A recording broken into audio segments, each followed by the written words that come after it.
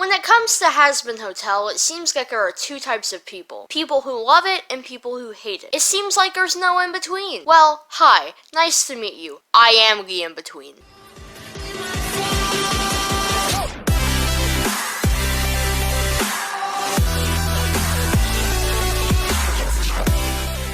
I don't particularly like Hazbin, but I also don't hate it. I think that it does have a lot of flaws, but if they are fixed, then it could be a very good show. However, I really do like the pilot for the spin-off, Helluva Boss, and I also think that the music video for Addict is a big improvement. But I'll talk on those later. Before I hop in though, let me just give out the obligatory reminder that this video pretty much entirely consists of my own critiques and opinions, so if you don't agree, that's perfectly valid, but it's also not worth screaming at me in the comments. Anyways, I'm going to structure this video by splitting it into 3 chunks: Hazbin Hotel, Helluva Boss, and Addict. So let's begin this train wreck with Hazbin. Despite having overdose and ending up comatose, I don't give a damn.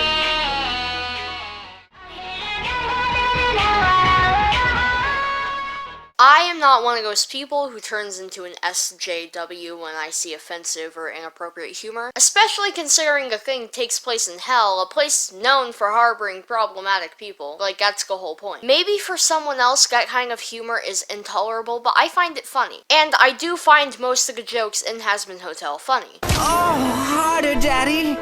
Son?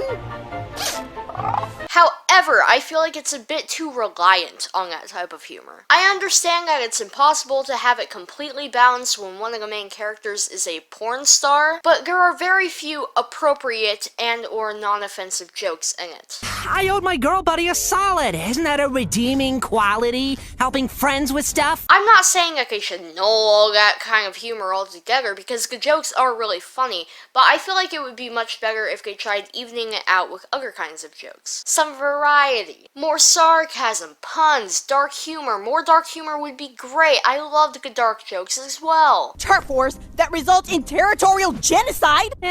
You win some, you lose a few hundred. It wasn't that bad anyway. The pilot feels too long and too short at the same time. It feels like 30 minutes of nothing and too much at the same time. This is because they tried to fit way too many characters and plot points into the 30-minute time span. So let's hit 2 birds with 1 stone and go over all the important plot points and the characters associated. We start off with a song sung by the main character Charlie. The music is okay. I don't dislike it, I don't love it either. The music is okay. Charlie's like the daughter of Satan or something. People refer to her as the princess of hell. She'll be important later. Then we're introduced to Angel Dust, my favorite character. He roasts an Uber driver. Whatever you say, slut. Ouch! Ooh, such an insult. Let me know when you come up with something creative to call me, you sack of poorly packaged horse shit. Tell the missus I said hi. Schnuck'em. And then buy some drugs from a vending machine. There's a gag about a thief stealing his drugs. Yoink! Hey! A furious drag show! Oh my god! My drugs! So far, so good, right? Nothing too chaotic or confusing! Welp, parade is over because then Sir Pinchus shows up. Those other cowardly sinners dare not hinder my territorial takeover! I think he's supposed to be the bad guy or something, but he falls flat and feels unnecessary. He's also surrounded by these egg creatures who are stupid and wholesome. Like if you took Gur from Invader Zim and just cloned him a bunch of times. Cherry Bomb is introduced. You looking for a fight, old man?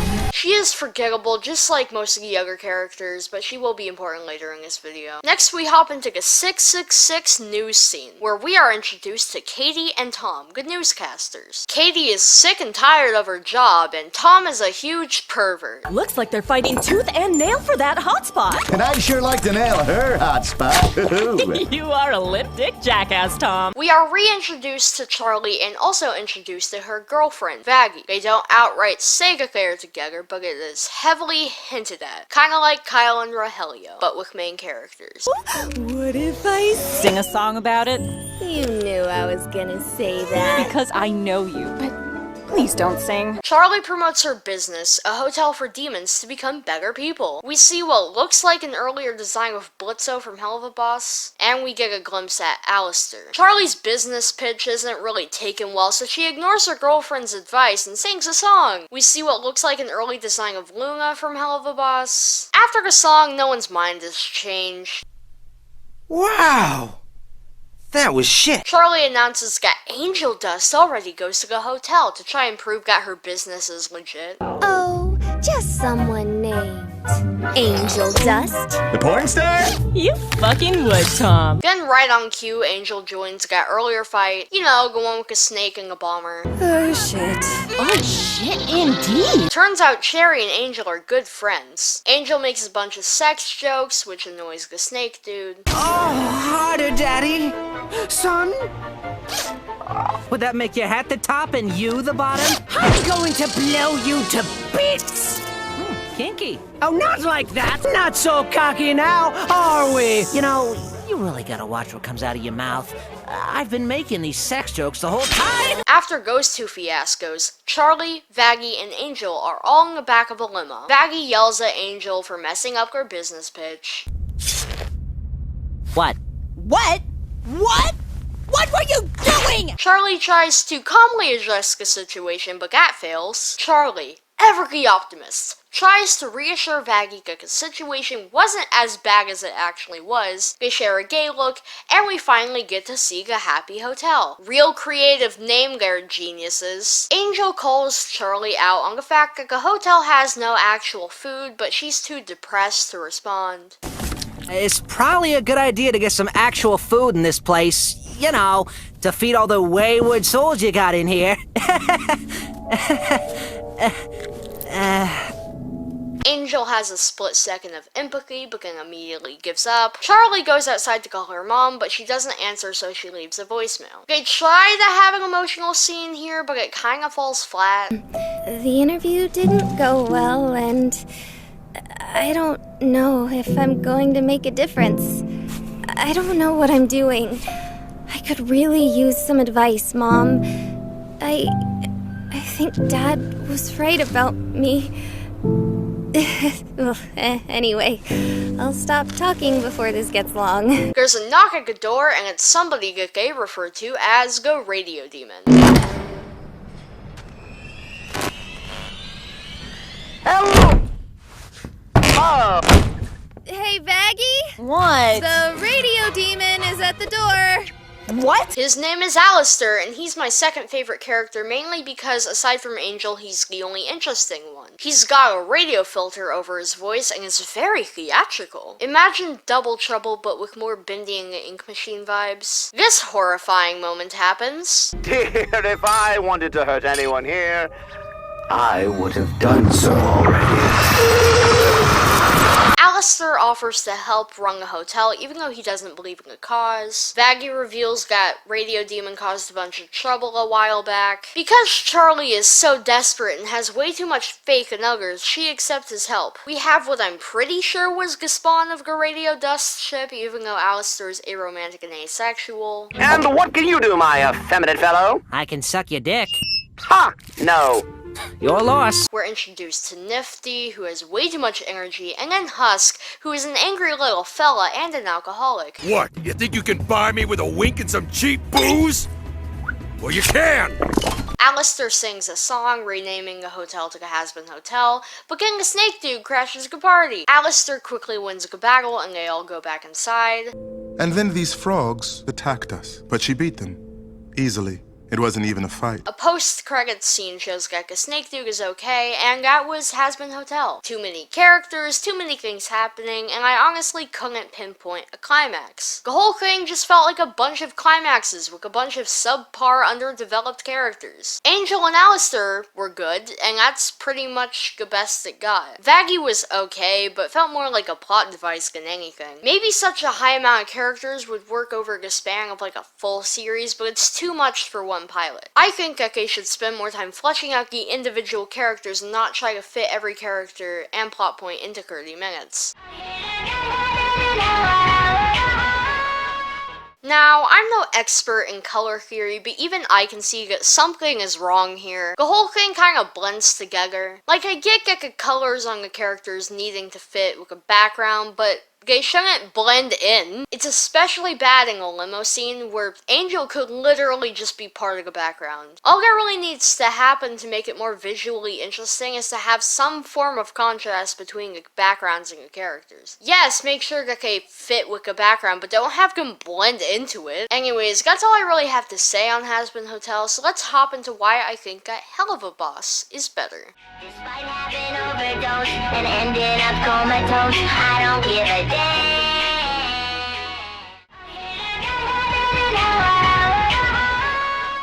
While Helluva Boss still does have a lot of offensive humor, it's much more balanced with dark humor and other kinds of jokes. Alright, now I know business has been a bit slow lately. Yes, it's no one's fault, okay? I'm not naming any names here, Moxie. Now, does anyone have... Kids die for free! Hello, IMP. I got stabbed. Call Moxie. He's trying to convince people global warming exists. Doesn't it?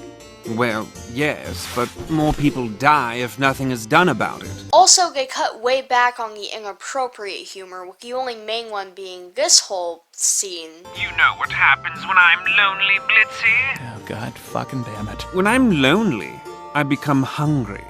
And when I become hungry, I want to choke on that red of yours, your sad and lick all of your before taking out your and with more teeth Until you're screaming like a fucking baby!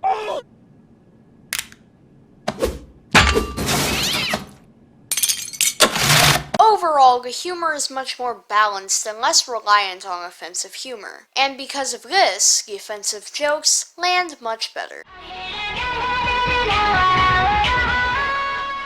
Unlike Hazbin, there isn't 50 bazillion characters and plot points, and because of this, the characters are more fleshed out and the plot is easier to follow. So, just like with Hazbin, we're gonna go through the pilot piece by piece. We're immediately introduced to the four main characters. There's Blitz, who's the boss of their company. There's Moxie, my favorite character, who, fun fact, is voiced by Richard Horvitz, voice of Zim along with many other famous cartoon characters. There's Millie, who is partners with Moxie even though they look like they could be siblings. Finally, there's Luna, the edgy DeviantArt furry character. Their business has not been getting many sales as of recent, and they are brainstorming ways to get more customers. Their whole business is basically just like their hitmen. Demons will tell them someone in the living world that they want dead and they'll kill said person. There's the company Jingle, which in my opinion is better than all of the songs in the Hazbin pilot. They accidentally shoot a child, which leads to him being sent to the hospital. They jump out the window with the kid, and we cut back to them in the office. Moxie blames Luna for the incident, Blitz defends her, and then we get a pretty humorous montage of Luna being mean and edgy. We get this moment, which for some reason I don't understand, really amuses me. Isn't that my lunch? You know what? I can't take this assault right now. I need to blow off some fucking steam. Blitz reveals that he got their access to the living world by sleeping with some guy named Stolas. Oh, God, it was one time! If I hadn't slept with that privileged asshole, none of us would have access to the living world. You what? Got the book, got this fucking heavy book. Ugh. Oh, shit! Sorry, I fucked your husband. I heard you all. The inappropriate moment I mentioned earlier happens. Moxie tries to explain the roles of the company to his boss. Blitzo waves at some homeless people instead of helping them. We then get a montage of Blitz stalking Moxie and Millie outside work. Are you fucking filming us right now? A moment happens that probably launched a bunch of angsty fan content. What you say and how you act is totally inappropriate! Calm down, Mox. You're gonna have another panic attack. I am calm! There. A miniature verbal fight happens between the employees, but it's cut off by the kid from earlier. You guys are all fucking assholes. The kid starts saying a bunch of things to the workers, most mean, but some are just brutally honest. Luna gets a text from her client revealing that the child was indeed the right target. Blitzo immediately murders the kid. Well, Christ on a stick. I guess there is a god. There's a small montage of them beating the kid's dead body. Then Blitzo says what we're all thinking, which is that they probably shouldn't be killing children. You know, even though this kid was a target, he's still a child. It's important that we handle this going forward respectfully. They give the kid's mutilated body to his mother, and then it cuts to the credits. There's one main plot that doesn't branch off into a bunch of underdeveloped plot points, and the amount of characters works for the pilot. Overall, everything just feels much more clear and well written when compared to Hazbin. The color palettes are also a huge improvement. The characters fit the background, but they don't blend into it. Instead of it being a bunch of red, gray, and white on top of red and gray, it's red, gray, and white on top of brighter colors, and because of this, it's more pleasant to watch. Overall, I like Helluva Boss a lot more than Hazbin Hotel. I even ordered the limited edition Summer Blitzo enamel pin. I look forward to the future of Helluva Boss. Oh, by the way, quick trigger warning for sexual assault before I jump into Addict. If you're sensitive to that, I'd advise clicking off of this video because that's a big part of Addict. Also, I am going to structure the next portion of this video a bit differently because it's a music video and not a show pilot. Let's hop in! Despite having overdose and ending up comatose, I don't give a damn.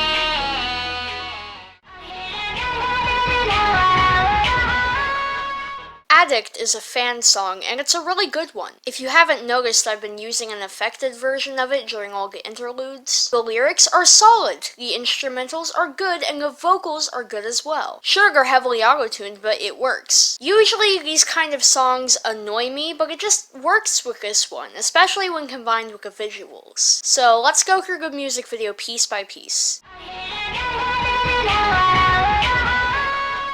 I love a music video that tells a story. Take a look at Panic at the Disco. If you watch the music videos for Saturday Night, then This Is Gospel, then Emperor's New Clothes, it tells the story of a man's life, death, and afterlife. Look at Social Repos. If you watch the music videos for Villain, then Empress, then Filthy Pride, it tells a story. Don't want to watch a trilogy? Look at the music video for Green by Cavetown. It's one of my favorite music videos of all time, and it tells an emotional story about toxic relationships. While Addict doesn't have quite the same effect, it still tells a story that sheds more light on Angel Dust. We open with a pole dancing performance from him. Along with the amazing choreography, there's also subtle foreshadowing to what happens later in the video. Angel has a small emotional moment about his death, but a string of smoke from Valentino's cigarette cuts him off and turns him around, hinting at the controlling nature from Valentino later in the video. Angel continues his performance, and let me just say that I love the choreography of this part of the video. The animation truly blew me away during this first bit. Also, I love this little moment of Angel kicking the Uber driver from the beginning of the pilot. We get more of the controlling smoke, presumably from Valentino. It looks really cool. Then we get even more foreshadowing in the form of these little quick frames of Angel having a breakdown. They are really sad to look at. We then get reintroduced to Cherry Bomb from the pilot. Remember her? She was the one fighting Snake Dude. We get some cool shots of Cherry and Angel both dancing, then we get the jagged limo scene. Thankfully, the camera pulls away before anything too graphic happens, but we see the beginning of it. We then get a shot of Angel crying and throwing a glass against the wall. It looks to be the same location as those screenshots from earlier. We then see this character in the water. He comes up again later, so I'm guessing he's like Cherry's dad or something. Unfortunately, they kind of already set up the same plot point with Charlie's dad, so it doesn't really have the emotional pull they were likely going for. Also, I just find Cherry boring. The rest of this part of the video is just well animated dancing. Also, let me just say that Angel's glasses here give me major Invader Zim vibes. Cherry blows up the club, and then we cut to credits. But that's not it. There is a post-credits scene.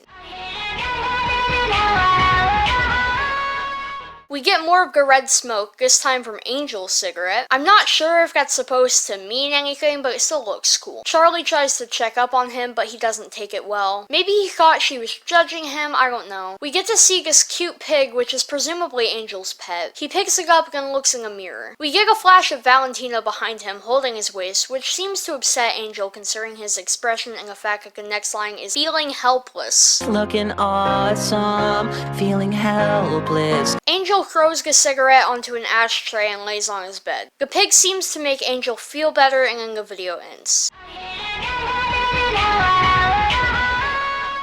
In the opening scene, Angel does kind of blend into the background, but for some reason it actually works and I'm not really bothered by it. For Cherry's scenes, the neon smoke and fire is a good contrast to her character, so it works great. The limo scene basically fixes all the color problems from the previous limo scene in the pilot. The limo is pink, but Angel doesn't blend into it like he did in the pilot. And the final big dance sequence also works fine with the color palettes. The post-credits scene still kind of has the same color issues as the pilot, but it's not nearly as bad, and it also works better here. Overall, they seem to have mostly fixed the color problems. This music video gives me hope that the future of Hazbin Hotel might be much better, because they fixed the color and the emotional stuff actually worked, unlike in the pilot. This video makes me much more excited for the future of Hazbin. Despite having overdosed and ending up comatose, I don't give a damn. Let's wrap this video up with a quick review of what we've discussed. The pilot for Hazbin Hotel had too many characters and plot points for one pilot, was too reliant on offensive and inappropriate humor, and had many color issues. Helluva Boss had a much more manageable amount of characters with one clear plot, was more balanced with the types of humor it had, and had better coloring. Finally, Addict fixed a lot of the color issues from Hazbin and expanded Angel's emotional side in an effective way, paving the way for a better future of Hazbin Hotel. I hope you liked this video. Goodbye. Hey guys, I hope you enjoyed this video. If you did, please be sure to leave a thumbs up or dislike, whatever. I don't really care. Just leave your honest feedback. Leave a comment if you can. I know YouTube just loves to disable my comments.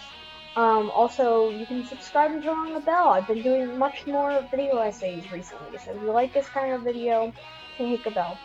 Oh yeah, I wanted to mention, earlier in the video I mentioned how Alistair is a lot like Double Trouble from She-Ra, but I also just want to say that DT is more like a combination of Alistair and Angel, honestly. Like, the personality of Angel with the theatricalness of Alistair, if that makes sense. I feel like that's like a really good way to describe DT to a Hazbin fan who hasn't seen She-Ra. There's not really much else I want to say here, so I guess I'll just, say goodbye. Oh yeah, I'm gonna be starting YouTube memberships really soon, so if y'all are interested in that, look out for that. I'll be making a video on it soon. Alright, goodbye.